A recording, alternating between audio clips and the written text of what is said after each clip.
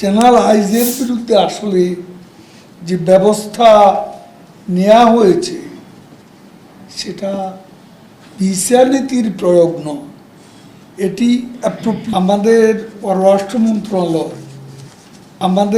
পররাষ্ট্র মন্ত্রণালয় যেটা বলেছে বাংলাদেশের মিশনকে জেনারেল আজিজের বিষয়ে অবহিত করা হয়েছে।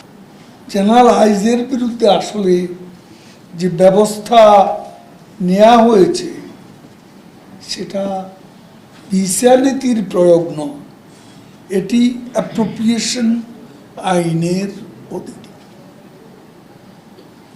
এটা কোনো ইম্পোজ করানো বিষয়নীতি, ওখানে অ্যাপ্রোপ্রিয়েশন একটা আইন আছে, সে আইনের অধীনে।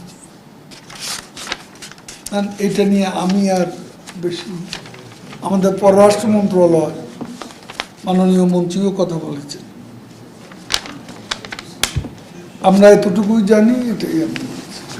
বিভিন্ন ধরনের খবর পাচ্ছি, এখনো আমরা নিশ্চিত হতে পারছি না আসলে কোনটি সত্য।